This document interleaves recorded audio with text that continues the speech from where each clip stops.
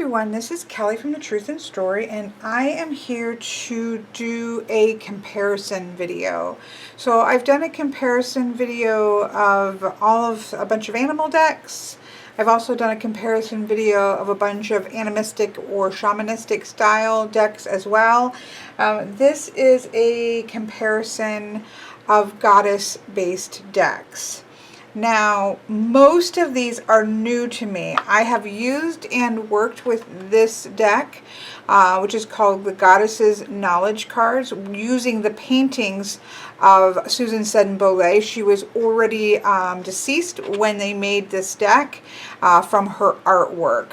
I'm begging the goddesses that they make a God's Knowledge Cards from her work, but so far that has been unsuccessful. So I've had this for quite some time, and I've also had goddesses and sirens, as well as gods and whatever the male version of this is as well, by Stacey DeMarco. I've had this for a while, although I haven't used it very much. This one I've used the most.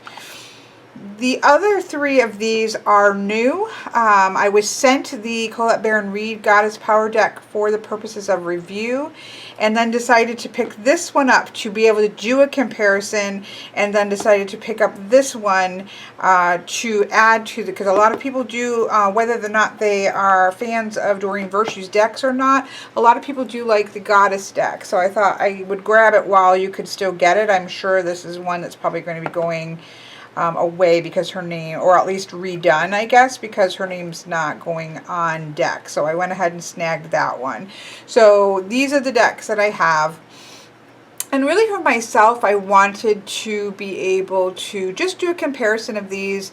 And if it helps any of you out there, then that is fantastic. Because I really started to go through this deck, some of which I really love about this, some that I don't love as much, and also going through the guidebook and things of that nature. And it just made me want to be able to give it a comparison of other decks, because I don't primarily use goddess-based decks, whereas some of you may have already several different goddess decks that you use. I do not. I think that it's important to put out here at the get-go that I don't have a particular affinity or practice with any specific goddess. So that might, I guess, I don't really have a stake in the game in terms of goddesses as individual entities. So I look at divinity, whether it be gods or goddesses. I suppose that I have a little bit of agnostic in saying that I'm perfectly content with not having all of the answers. So there's always, I'm always open to the potential of how divinity may function in the greater world. But I'm inclined to see all of the faces of divinity, whether it be God or goddess, as being faces of the same energy, the same particular energy, just various iterations across cultures and across times of the different faces of how we see the greater world, and how we see forces that are outside of our control and above us. Because I think that what a particular culture's gods and goddesses and stories of their gods and goddesses are can tell a lot about what it means to be human in a very large world, and the things that we are concerned about, and the things that we're afraid of, and the things that we wish to seek comfort for. All kinds of, I think there's just so much power behind going across the cultures and across time, and learning about gods and goddesses and their particular stories.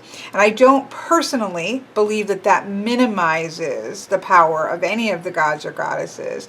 But that is where I'm coming from. So when I just think that's important to note, because I think that's a little bit different than someone who may look at one of these particular goddesses as, a separate entity entity that they have a close personal relationship. And so their reactions to the way that these goddesses may be depicted are going to be different than mine, because I don't place as much emphasis on that, because I do think that there's just this beautiful picture across all of these of what we think about and what we reach for in feminine divinity, divine feminine power. So I wanted to qualify with that so that, you know, everybody's on the same page as to where I'm coming from. Okay, so what I've done is I have taken out all of the cards that have more than one of them has used that particular goddess. So for example, Anya, which I'm excited to have show up in 2 of them because it has a personal history in my family history, and it's said to be the start of my actual birth name lineage. My paternal lineage started with a myth or a story or a truth between the Queen of Fairies, or the goddess Anya, and my distant ancestor. So I have, you know, so I was happy to see 2 of the decks having that. But so as long as there were 2 decks that had one to compare, I pulled them out, and they are here alphabetically in this big pile. Obviously, what's left in the box are the cards that didn't match up. And this, I think, is just as interesting to see. What were the cards, what were the goddesses that the different decks chose that were not replicated in all of the other decks? Because I think that's interesting to note as well. So we'll get to those after we go through these. Obviously, I have the guidebooks out so that we can do a quick comparison of them. This is not meant to be an in-depth review of any of these. I will probably move from this into an in-depth review. I started to do an in-depth review of this, and I just felt like I needed to get a look at what was out there, at least in what I have to compare. I have to pause here for a minute. I'm not going to go back and redo everything because I've tried to do this too many times. I remembered that I had another goddess deck called the Red Seeds Oracle Cards by Linda Hill. This is more of a modern goddess deck. I pulled out the ones that I could quickly see went with this. I may have missed some that should go in here, but I wanted to at least put this in there as well. So this is the Red Seed Oracle Cards here. So I've added that in there. My point is, what I was saying before is that I have done, I believe, a walkthrough on this deck. It's probably the only, and this deck. So these are probably the only 2 that I've done walkthroughs on. I don't intend for this to be a in-depth walkthrough of each one of these decks, but more of a comparison of how the different ways in which a goddesses may be depicted, as well as kind of a look at what they would do differently, which I again think is very interesting. A quick look at their guidebooks. So I do intend to go through and do full walkthroughs of the other decks, but this is where I was going to start because, as I was saying, or I might redo that part, I started by starting to do a complete walkthrough of this deck, and I just felt like I needed the comparison first. Okay, so let's stop babbling. I know people. This is going to be a wingdinger. It's going to be hard to stay on point here. I'm going to quickly go through all of the decks and just do a quick once-over of them. Not by any order, just by the order of me picking them up.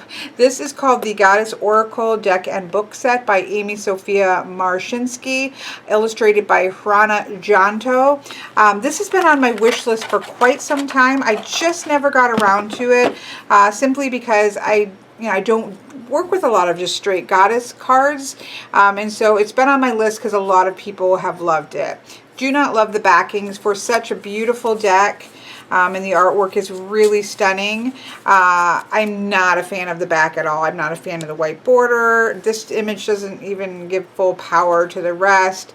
I don't like words on the back of my decks. So not my favorite at all of the backings, but the fronts are stunning. Has an image, has the name of the goddess, and has a keyword for the goddess.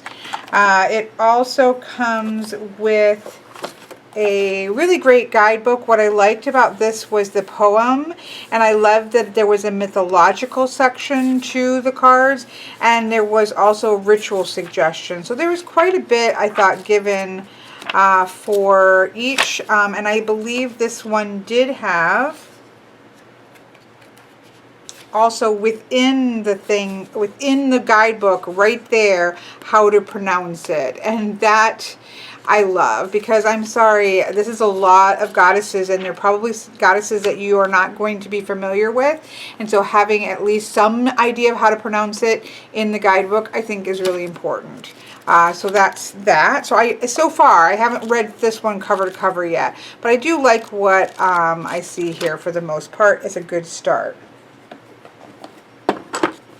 This is the Goddesses and Sirens deck by Stacey DeMarco with artwork by Jimmy Manton. Now, I'm a fan of Jimmy Manton decks and his artwork. I love his animal deck. I love his Halloween tarot. I'm a big fan. I will say that both the Goddesses and Sirens and the Gods and Heroes, maybe? I can't think of it. It's right over there, but I can't see it. They're very, what I would call, graphic novel style. And so you have, everybody is ripped to the nines, and everybody just looks like a beast, so to speak. Sexually, could be on the cover of sort of not pure romance novel, because they're really strong looking, but certainly graphic novel style. Now that works sometimes, and sometimes it doesn't. I actually really like the male version of the deck more before than the goddesses. However, I just want to quickly put in there my experience as I was pulling all of these cards together. I have to say, with all of the softer divine feminine that the other decks portray, there was something really empowering about a lot of these images where they really looked like they were kick-butt goddesses, versus this kind of everybody else doing a bit of a softer take. I actually came to look forward to grabbing the one from this one and getting a little bit more of that fierceness about femininity. And so I will say that still some of them are obnoxious. I mean, that one's just amazing. So there are still some that are like, really, but I will say that I had a newfound appreciation for the badassery of this particular deck. There are two versions of this. I think it's an Australian version, the original, and then I don't know if it was a US version, but there's another version where thankfully they changed the backs, because the old backs looked terrible and had the names of the deck on it. Looked like a movie poster for the 300 movie. These are still a little gaudy, but I like them. So they go with the deck. This also, of course, comes with a guidebook. What I like about this guidebook, I just wish I could combine them all together. What I like about this guidebook, they do talk a little bit about the deity and somewhat to do with their mythology and the history, which I like. But what I really like is that they included a list of symbols that you can find with this particular goddess. I did really like that aspect. I wish that was included in the other decks.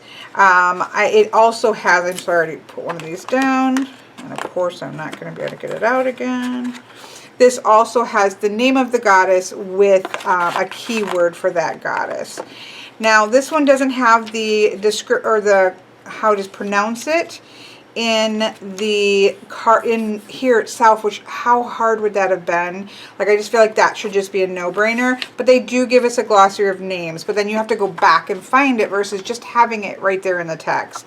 That doesn't make sense to me. However, this is useful, at least it's there. And it's kind of useful for when I'm doing this, I guess, just to be able to quickly go through the names. So that is this particular deck.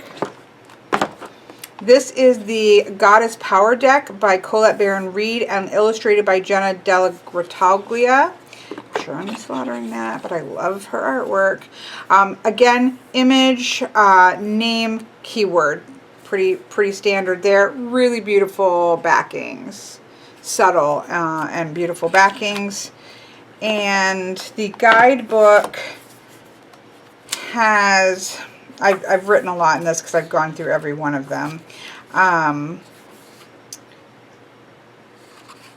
the thing that I didn't like about this deck guidebook is that there wasn't a section on the mythology at all. Like I mean, it sometimes says where they're from, but there isn't really anything about the mythology. There's nothing about even the keywords. There isn't how to pronounce it.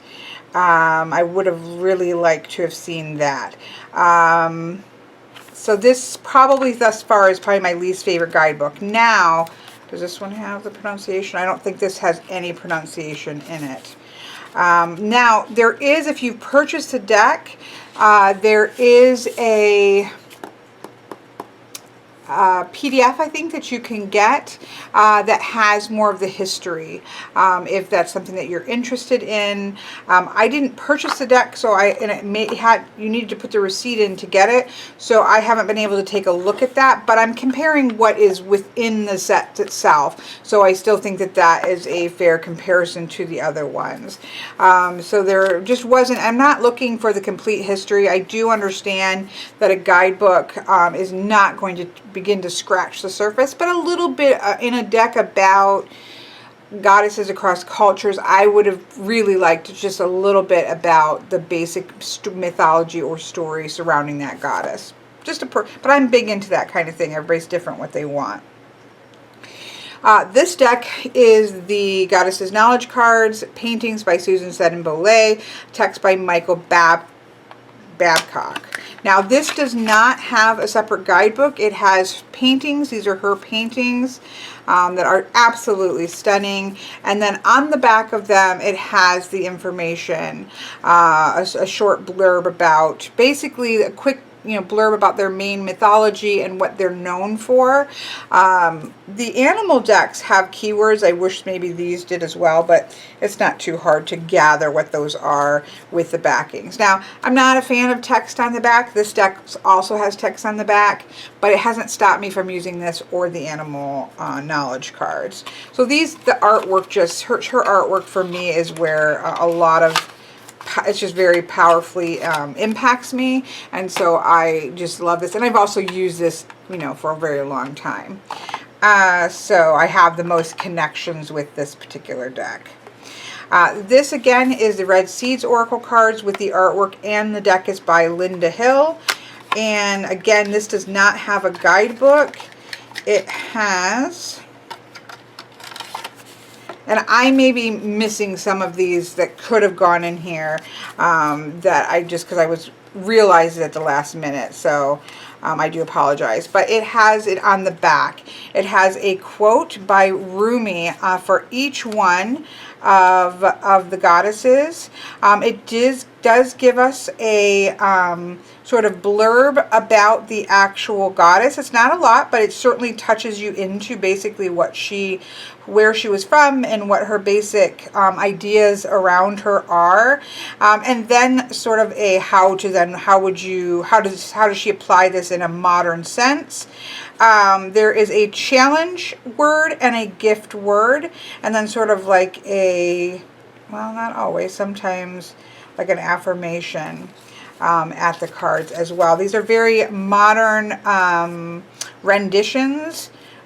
Beautiful sketchwork. It's not my favorite type of art style, even though I can really appreciate it. And there are a couple that like this where to me that just doesn't, that face just stuck on there kind of ruins the image, as well as the Venus one, which you'll see when we're looking through them. But they're beautiful. I do think they're really powerful images. It's just not my particular, it doesn't speak to me as much as more of a different style might do. So I haven't used this a lot. All in all, it's beautiful text, and I know that, or beautiful, the cardstock's gorgeous. A lot of people really love this. Again, I don't use a lot of Goddess Dark cards, so I haven't, just like this, I haven't really used it a lot. This is really the only one that I've gotten extensive use in. Lastly, this one just came in today. This is the Goddess Guidance cards by Doreen Virtue. Although, again, I don't know if this has already been put out with her name not on it. I'm not sure about that. This is the one that does have her name on it. The backings are like this, and the front's are, you know, what you would typically see. You have a title and you have a keyword, and then you do have sort of a quote, not a quote, you know, from somebody else, but sort of like a saying about how this might apply to you. I actually have to say, I was, you know, I've just kind of skimmed through all of these because I just got it, and as I was putting them in with the rest, and I was pleasantly surprised by this this deck. It was, I think it has some interesting ones, and the artwork wasn't horrible or anything like that, so I quite enjoyed it so far. This one in the guidebook has the name, the same thing that you get on the card, and then there is a message, various meanings, and then there is a section about how to pronounce it and about who, about the actual goddess. So I did like that. There's an about Diana. This is the Roman moon goddess who carries a silver bow, so on and so forth. So there's at least a little paragraph there, and it does have how to pronounce the name of the goddess as well in there. Now, it doesn't mean they're necessarily pronounced correctly, but at least there is something there, right? So that is, these are the decks and the guidebooks in a really rush. Here you go. So I'm going to move these out of the way. In there a little bit more. Some of them are going to have a lot more, so I might have to wait till I get one of the longer ones to see. Again, we do have Anya here with Leap of Faith, and we have Anya here with Adaptability. And oh, now they have it as Anya, so they definitely have that pronounced a little bit different than I've always pronounced it. I know that I am capable of mispronouncing a lot of things, and people definitely can find offense in that. I did not go through this entire stack and figure out how to pronounce each one. I am going to use the references that have been given where I can, and we're going to kind of go through this together. So I actually like both of these.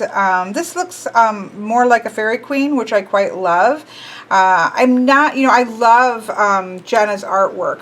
You know, her mystical shaman, her animal spirits minus all of the crowns and things. Her artwork is beautiful. I'm not a big fan of real faces mixed with you know, graphic layering. It's just not a favorite of mine. So sometimes it really works and sometimes it doesn't work as much, but I do think these are both beautiful, and neither one of them, you know, stand out to me as being a problem in any way.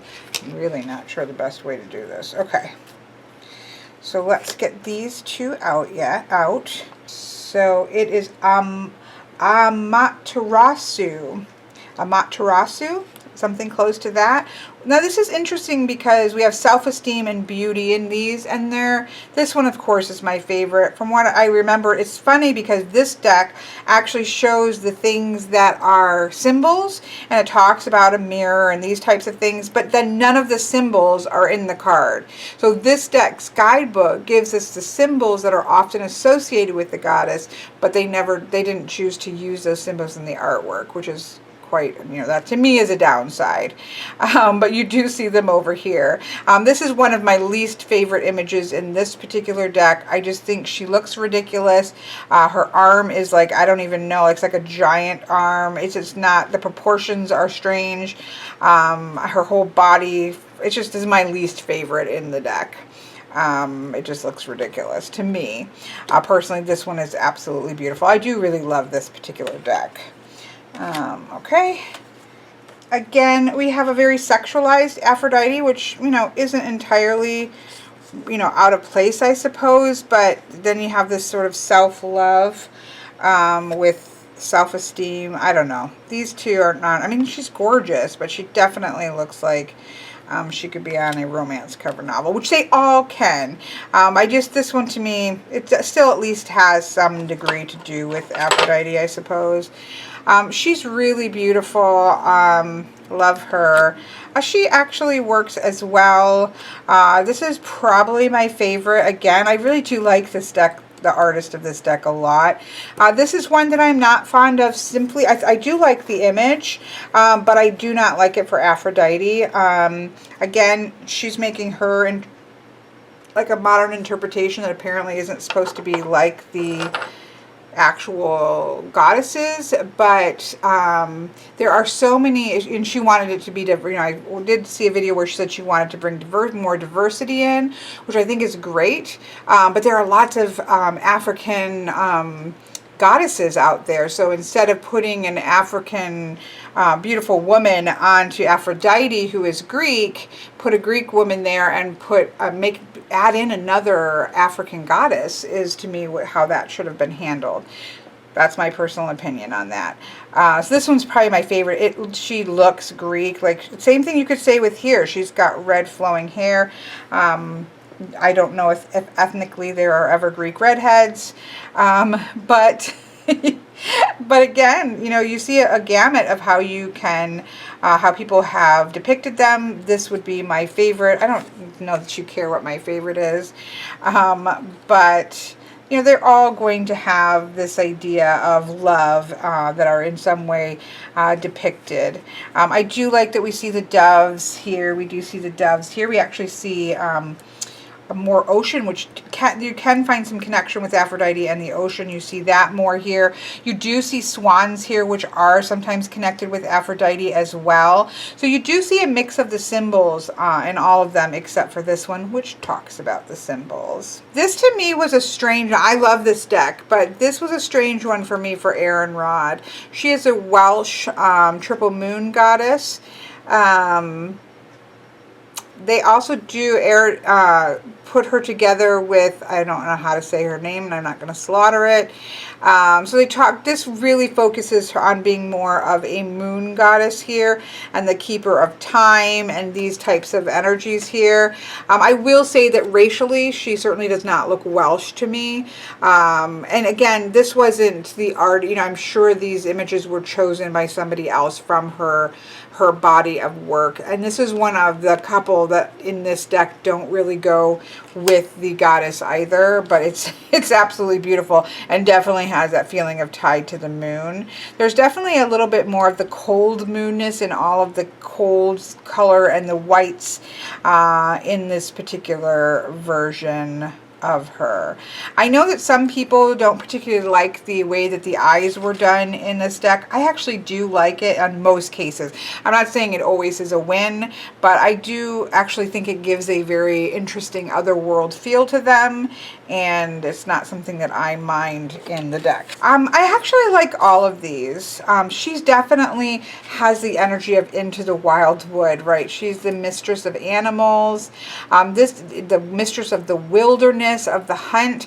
In this one, I feel like you get the wilderness and the wildness aspect of Artemis that I think is really powerful. These are more of the traditional, and then she just like kicks butt.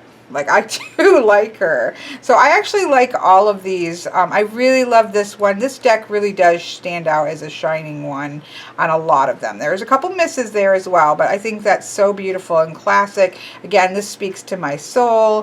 This one I think is gorgeous. I like the chainmail on her. This works beautifully as well. And again, this one like kicks butt. All of them except for this one, do you see the bow? You have the bow and arrow. You certainly see some of the animals here and in the background here. So I think these to me are all hits for different reasons. Again, I don't think, you know, she wasn't even painted as Athena, but I do like the I like this image. I don't see this as, I think they were kind of stretching it to make this one. She was a counselor. She was good at strategy. This one to me is actually the best one because she was that war strategist. So that's kind of what you think about her, about war and wisdom and strategy. And this one, you know, she looks like she is like, and she wasn't strategizing about, you know, planting or anything like that, which you kind of feel like here, but more, it was a war strategy, and this one looks like that. I do like this particular image, and I do love this image. This one's a miss for me. Like, to me, nothing of that, other than that there's an owl there. It just doesn't speak to me of Athena. I mean, I guess in the strategy rooms, they would just be dressed in their you know, clothing. They wouldn't be all decked out like this while they were strategizing in the war rooms, so I suppose. But this just doesn't really speak to me of Athena at all. I do like her gold eyes, though. There's only 2 with Baba Yaga. This is awesome. I mean, Baba Yaga is scary, right? The stories about, and I'm not saying, yeah, she is. The stories about Baba Yaga are scary. This is not an easy, comfortable grandmother. I do like that she's riding around in the mortal and the pestle, which is part of the mythologies there. I do like the keyword of wild woman versus authenticity here. I even like that she looks very grandmothery, although there's just something about her smile that says to me, you know, come on, come to my little hut in the woods, my candy house in the woods, little children, so I can eat you. There's a little bit something under that, but for the most part, she looks a little too nice. That is something you could think of, like waking up from a nightmare and having it crawling over the top of your ceiling and scaring the crap out of you. Pretty awesome. So I do actually like them both, even though I feel like this gets that feeling of Baba Yaga just in terms of, whoa, that powerful kind of scary stuff, where she's like, okay, yeah, I'm a cute, nice mother, but I'm gonna eat you. So I don't know. I really love this depiction of Bast. I really think that's fine. I mean, I feel like that is really beautiful. You do have the cats there. You have that sense of independence, where you have more play with these two. She does not look like she's going to play with you. Like, she looks like she is going to bash you over the head. She also doesn't look Egyptian at all. And there's just nothing to do with cats here. Like, I just don't see how this, I guess you have the cat here. So again, nah, not so much, but she looks like she's going to kick your butt if that's how you like to play. I do really like that. Of course, it feels very Egyptian. I love the cat. The way that they did the cat, she did the cat here, I think is really beautiful. This is probably my least favorite of this deck because it's just, you know, all of the other ones, like, I just think it should have been partially human and partially, and I do think that, I think there is some myth that she can turn completely into a cat. It just is a little bit cheesier, I think, than the rest of them, and so it doesn't fit as much. So these two would probably be my favorite here. Again, that's a different kind of play, I guess. Then we have Bridget, or Brigid, or however you might. We have Danu Bridget here. The Gaelic goddess Danu was the queen of the fairy race called the She, and later years she became an aspect of the goddess Bridget. So she's combined those two together, and the fairy queen, more Danu, was connected to the rose flower, so you do see roses here. I do really like her. Again, I'm really fond of this this particular deck. I just think she looks really lovely. Doesn't look overly young. She looks pretty powerful. I like the flame in her hands. This is definitely one where, for me, although I like that she does look like an older woman, it looks more abundancy than creative spark to me. And I feel like this is one where, again, I don't think the real face has meshed very well with the rest of the backgrounds, but you know, it's not horrible. I really like this one. I love her. I mean, this is obviously her when she was younger. And, you know, she didn't come out older. It's like this is younger her and now this is her older. I just can't help but like that. Just that image to me is really gorgeous. And then this is gorgeous. I love the flames. You see the creativity here, or the music. You see the flame here. And of course, there's a dandelion. How can I not love this particular card? I think this is really gorgeous. So I like all three of these for different reasons. Okay, next we have Ceridwen. Again, a Welsh mythologist, or from Welsh mythology, and it has to do with inspiration here with the cauldron that she's known for. We have Ceridwen, Death and Rebirth. This one is just stunning. I love that her face is showing the aspects of the moon. I just think that is gorgeous. This one is just beautiful. I actually do think this is as beautiful as well. Potential, I mean, it's just beautiful. I don't know that it particularly is or isn't Ceridwen, but it's a beautiful image. I think this is the image on the outside of the box or the guidebook as well. So, I mean, this has the cauldron. This has the cauldron, which I really like that you have that imagery there. I just think this one's really powerful. She does look like a goddess. I mean, I do think our goddesses are, you know, they are more, we see a divinity as sort of ourselves at our highest potential. And so I'm okay with beautiful goddesses. This is just stunning. So this is the Changing Woman, who is all about cycles. This is a Native American, and she is just both of these are beautiful. Again, different ages, right? But they're both gorgeous. But just, I've spent a lot of time with this particular image, so there's just something amazing about Susan Sedin-Boulez's artwork. But these are both beautiful representations, in my opinion. To me, I actually really like this image. I love the pomegranate in her stomach and the I am mother. I think that that is really quite gorgeous, actually. That's a beautiful image. This is an interesting one because you see sort of these shifts in the cycle here. And she is the goddess of life and death. She does have that agriculture and that shift between winter and the seasons. And so seeing the shifting seasons here, or not really seasons, but the faces that start to shift and going down is really powerful. Although I will say this feels to me a little bit more Persephone than Demeter, but you know, it's just me. Here we have her holding the grain. She's just beautiful. I mean, again, I don't have anything, there's nothing about that I'm opposed to. I do actually like her gold eyes. Again, I'm actually a fan of the kind of interesting eyes in this particular deck. And then she's beautiful. I love the snake. I love that she's holding the pomegranate and the flame. This deck is just really beautiful. Actually, this one's probably my favorite. I mean, that's just a really gorgeous. But I do love this as well. And I don't really have anything opposed to the other ones.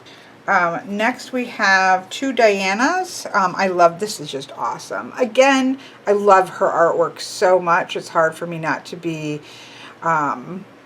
biased. But I do like her. I mean, she's focused intention. Keep your unwavering thoughts, feelings, and actions focused on your target, and you will make your mark. I mean, that works to me as Diana. I just love that image. And of course there is, you know, she's the Lady of the Beast. You kind of see her very similar to, or tied together with Athena, of course. Of course, because many of these goddesses can mix and blend and shift it in and out of each other. You know, crossovers and cultures taking from each other and their gods and goddesses is nothing that is new. This happened all of the time, and you can definitely see it. If you do a Google search, just a quick Google search on just about any of the goddesses, right, you will find, I was trying to find a really good example, but you will see where they shift and change across different cultures, some more than other. Aphrodite was actually interesting because you can tie her with Astarte, Ishtar, and Anana, which are all in here one way or another, and you can see these shifts and these crossovers. So that's something you certainly do see. We have Ishtar or Easter, or Ostara is another. You can, some have Ishtar or Iastra.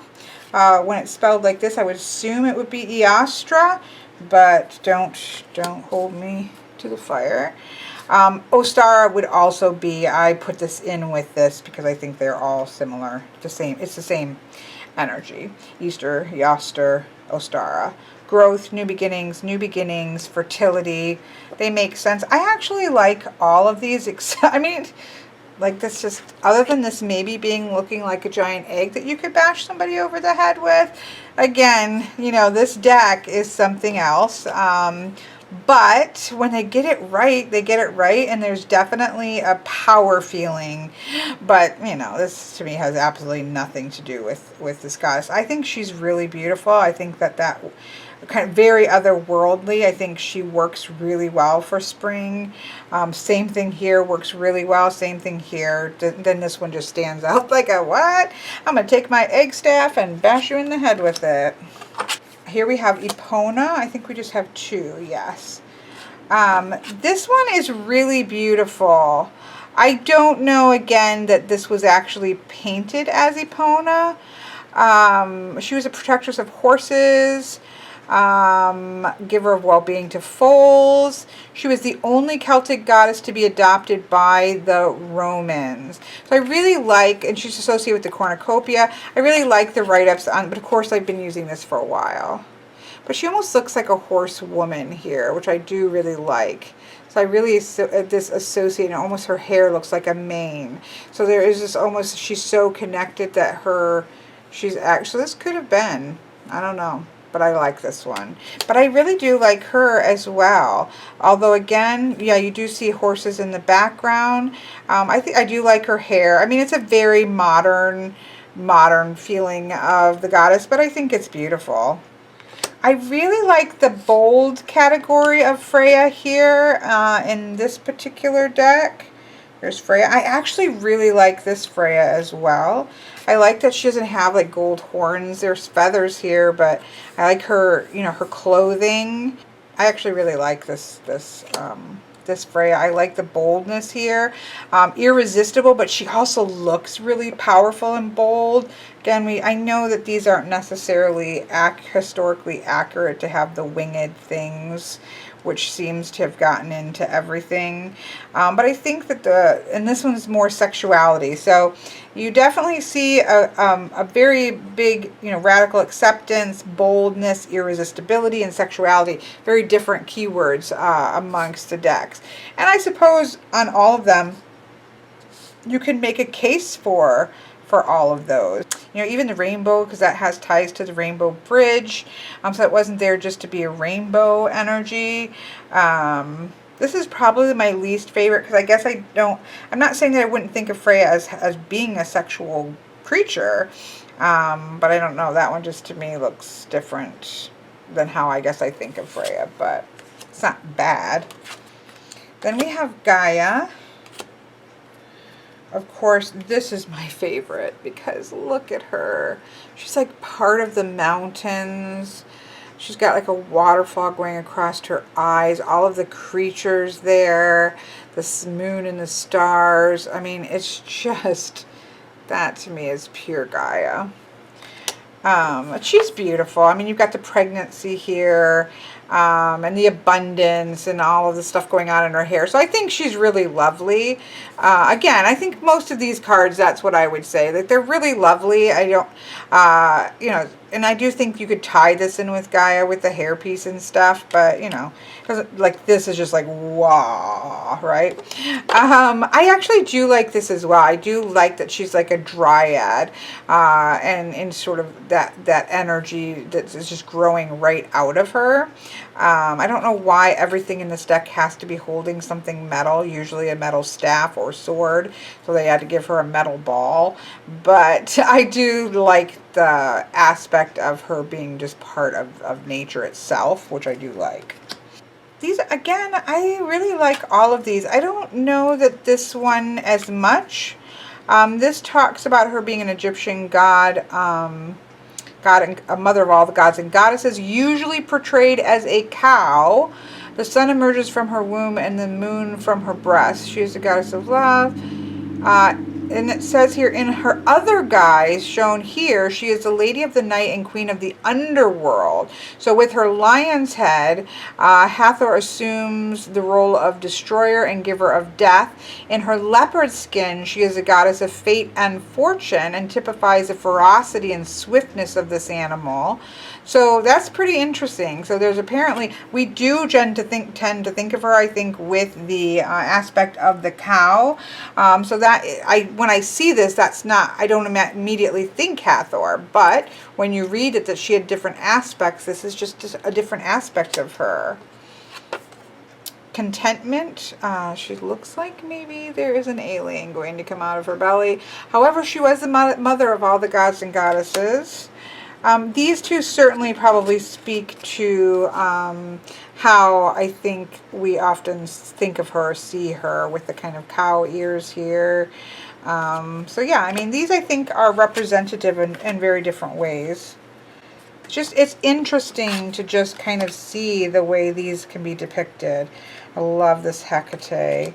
Again, like, I don't know what we're doing here with the Statue of Liberty staff. Definitely not my favorite. I do like this one. I am the way. Hecate is the triple goddess and the bringer of light, which emanates from the star of Venus. But I do like this particular image. I mean, she's lighting the way. I understand that, but she's got a key in her hand, illumination. So I suppose at least she has things in her hand that speak to what she does as being the light bringer. You definitely get the crossroads aspect here. And for me, this just, I don't know. I mean, you've got the in-between worlds. I think some people have said that they think this is supposed to be Colette Baron Reed. I don't know, I guess, what she looks like close enough to know that. Again, most of these images are just really, you know, beautiful people with cool backgrounds and things that don't really relate, but I don't think it necessarily takes away from it either. Could this be a representation of Hecate? Sure. It just doesn't speak to it as much as the other ones do. Like, that speaks to the triple aspect. At least this does speak to the illumination and sort of the key to the in-between, or the key to the crossroads. And then, of course, this one really speaks to the crossroads. This is definitely my favorite, but I really like this one as well. Here we have Hera. I actually really like this one. I think she looks very strong here. I think Hera looks really strong here as well. Like, she definitely looks like she is committed. I don't really like just latching on to the jealous. She was renowned for her jealous and vengeful behavior, which is certainly true. But, you know, she did also have an unfaithful husband. So, I mean, everybody was sleeping around with everybody. So I think that there's a lot more to Hera than just that jealousy. But in this deck, they may have been going for some of the shadow aspects as well. I think this one is beautiful. And I like that this one goes back. So this talks about before she appeared as wife to Zeus in Greek mythology, she was a powerful matrilineal queen in her own right. Hera is the original all-powerful multifunctional goddess responsible for every aspect of existence, a symbol of the complete woman. I just think that is gorgeous, that it just sort of steps back into that just powerful woman phase. And so this really speaks, but I have to say visually, she does as well. She just looks like a really powerful woman. I love her, the strength of her jawline. She looks really determined, but so does she. So truthfully, these three for me do fine. This one, not as much. I just don't like the focus on that as just the aspect of her, where that just looks like a powerful goddess. Here we have Hestia. And I am the hearth is, I don't know. I do think she is known for hearth and home. I don't think this image for me speaks to that. I do see the homes in the background and things, and all of the women that have these sort of points on them and are naked. So that's not, it just doesn't speak to me as much of a hearth fire. But if you look at these two are actually quite similar in that sort of glowing sun around. Let's see what it says. Offerings were placed in the fire. Yeah, so this kind of really taps into the fire really radiating out of her, which probably I think could be very accurate, but this just speaks of hearth and home, doesn't it? I just really love her. So I think you could make a case for all of them, but I think she, to me, just seems to really be depicted quite well.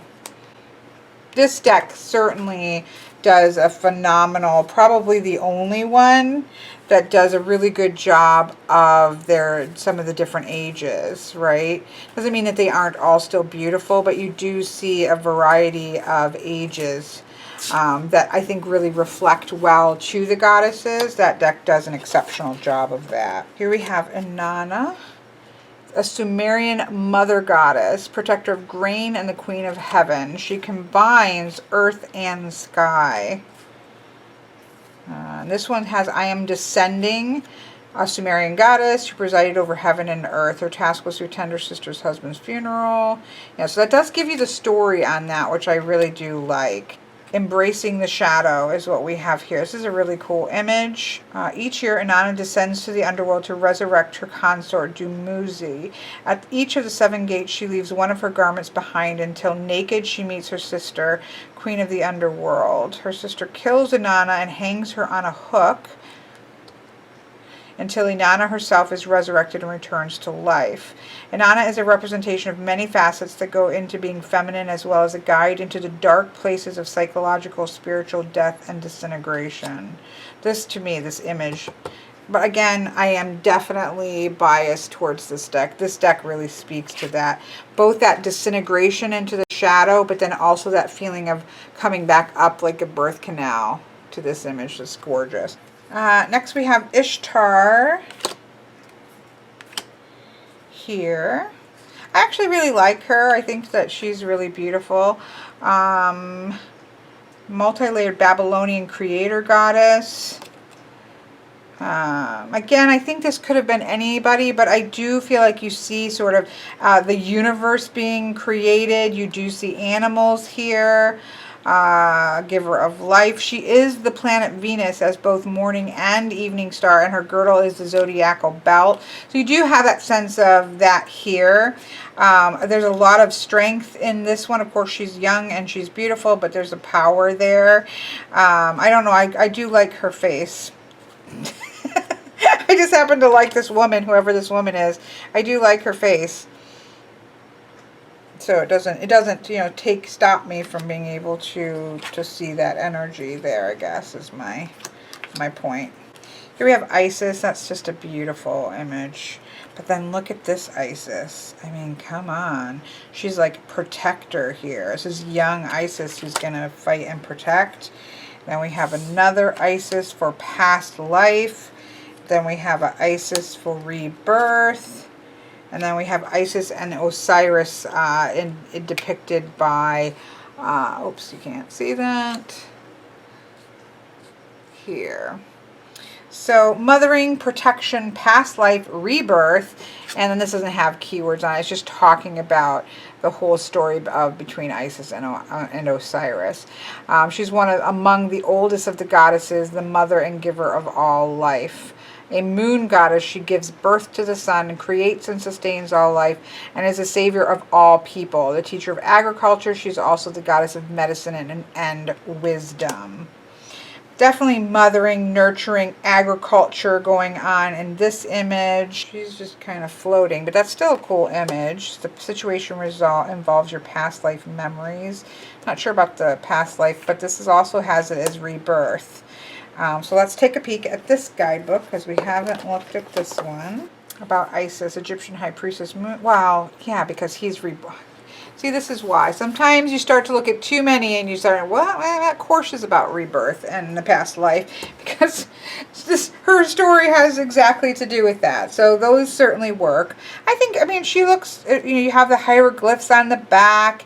I feel like she looks like, though, a Caucasian woman dressed up to be in an Egyptian movie about Isis or Cleopatra or something like that. Like, she doesn't feel like she's Egyptian. This is really gorgeous. This feels Egyptian. She feels like that. The same thing. I mean, I don't think she particularly looks, and her head is very tiny compared. Sometimes Jimmy Manton, who, again, I love his work, but his people sometimes can have really weird perspectives. Like, her head looks really tiny with a really large body. But she does look very protective here, and there are all different states of motherhood, and so, you know, I guess we can go with that.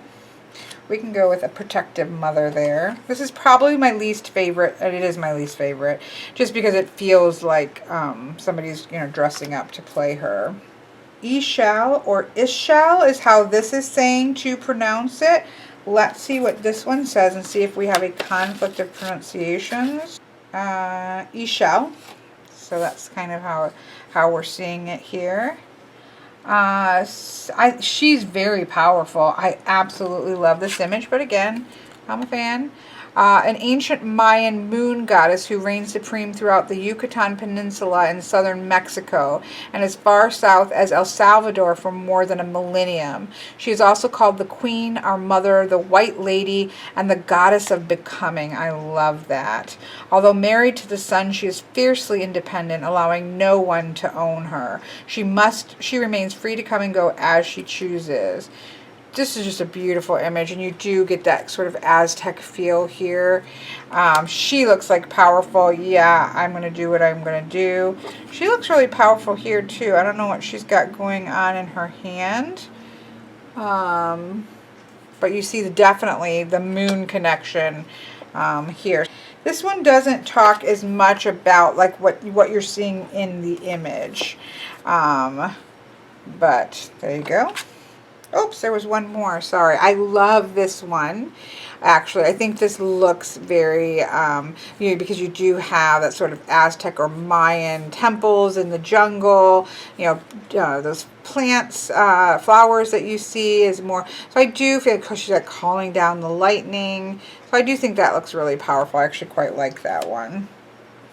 Next we have Kali. We have fear, we have endings and beginnings, and we have liberation for Kali. Now, I think that this is similar to Baba Yaga, where I think that Kali is an extremely powerful goddess. And you can certainly see that power. You can see the skulls, necklaces here. You can see the tongue that you often see. Like, this is a very fierce depiction of Kali. Again, this whole deck looks like warrior goddesses. You can certainly see what I would guess would be a quite traditional view of Kali as well, with the red hands, and she doesn't have that quite as long of a tongue, but if you look closely, she does have a red tongue there, so I would say that that's more true to form. Now, you can't see here whether or not she has a red tongue, nor whether or not she has how many arms she might have. So you certainly can't see that. I have to say I really like her face. I do actually like the glowing eyes. There is a sense of power that is there. This card in this deck has certainly gotten a lot of attention, and I think for me it's less about the image, although the image, obviously, if I worshipped Kali, and again, at least the color blue is here, which you often see depicted, perhaps always see depicted with Kali. That although this is certainly a different idea, more of an idealized beauty than, say, something like this. Again, I don't particularly mind this face here, but I have seen some of the discussion about Kali by Colette Baron-Reid, as well as in the book, where she talks about Kali not wanting to be made ugly. And I do think that was very problematic, that I don't think that she was necessarily considered to be ugly, fierce perhaps, yes, right? And I don't know that that was necessarily meant to be ugly. And I don't think that, so I think that those types of things, and some things that were said were definitely problematic. And so that somebody who works directly with Kali as as a personal goddess or an entity, I can see where some of the things that were said would cause offense. I can certainly understand where that's coming from. In terms of the depictions themselves, this is what I see, when I think of Kali. This is certainly what I think of. This walks the line between the two only because it's a floating head. You really don't have even any body that's connected to it. You do at least have the third eye, and you do have the blue skin here. So I think that this kind of treads the middle, maybe the middle road between the depictions, where this is really depicted quite differently. So that's definitely a problematic card in this particular deck. I mean, she's fierce. Like, that's that Baba Yaga fierce, and I like the skulls that are there. In a deck that doesn't always have things that are about it, you know, certainly those two are depicted how I would see Kali in my head. So that brings us to Quan Yin. Again, I'll go into that more. Obviously, this is not the purpose of this particular video is not to go into in depth on any one of them. So here we have Quan Yin in many forms. They've all kind of touched on Quan Yin. Now, I do know that there have been some, now this deck is entirely a deck in which there are no clothing. I don't have a problem with that with goddesses. I don't particularly think, in my view of goddess energy, that they care anything about clothing. So this to me is not disrespectful. I know there is another Kuan Yin deck that I had and I got rid of, that had sort of more of a, what I would say is a sexualized poses and things for Kuan Yin, which I think is more disrespectful in that I just don't think of Kuan Yin with that energy at all. And I think it would really be equatable to having a deck of Mother Mary but in sexualized positions, which would be very strange. So that I think that somebody who grew up worshiping Kuan Yin or working with Kuan Yin energy to see Kuan Yin in sort of a sexualized poses would be very strange. This to me does not at all feel sexualized. I actually think it's a beautiful image. And it speaks of serenity and compassion. I just think it's really beautiful. But again, my exposure with Kuan Yin is what came to that as an adult, and so I don't particularly find this to be offensive. But that doesn't mean it's somebody, I think, that you know, grew up with her, like us seeing, you know, if you were a Catholic or a Christian and then seeing an image of Mary naked, that might be offensive to you. So I can't say whether that is or isn't offensive, but to me, this is actually a really beautiful depiction of Kuan Yin. This one is stunning. I mean, I just think it's so beautiful. She who listens to the sounds of the suffering of the world. I just think this is beautiful. I actually really like all of these. She, you know, is probably obviously the least favorite. She is compassion, and at least, you know, she doesn't have a staff where she looks like she's going to beat somebody over the head. They're all dressed this way. Like, this is probably modest for the rest of the deck. So this to me speaks the least of Kuan Yin, but in terms of the way this deck is, it stands out as being one of calmness and serenity compared to the other ones, if that makes sense. The rest of these are all beautiful. I mean, this is really beautiful. This is just so gorgeous and sweet and simple. Yeah, I mean, I think they did a good job with Kuan Yin. Next we have Lakshmi. We have bright future, fortune, prosperity, abundance. This is definitely my favorite. I just think that she's really beautiful. It feels like, you know, it has that kind of feeling of India to it. Like the lotus, the money coming out of her hand, the water from the elephant's trunks. You can see the elephants here. These two are very similar in that they feel like that culture. Now this one, you do have the coins coming out. Again, you do have the lotus blossoms here. So I can't actually say anything negative about this one either. I think for me, again, the limited that I know about it, that works. They all work really well. It's just so different than all of the other ones.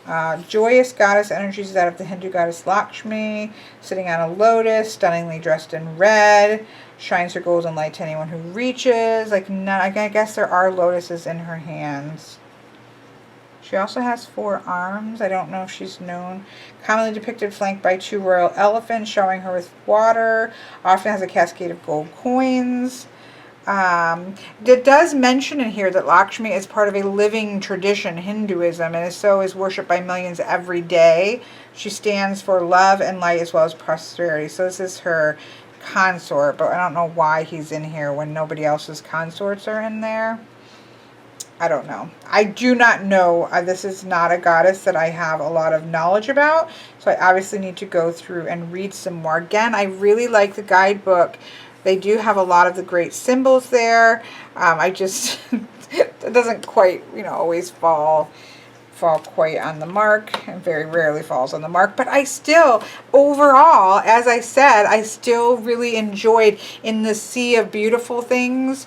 I really did kind of enjoy this like power version of the goddesses there.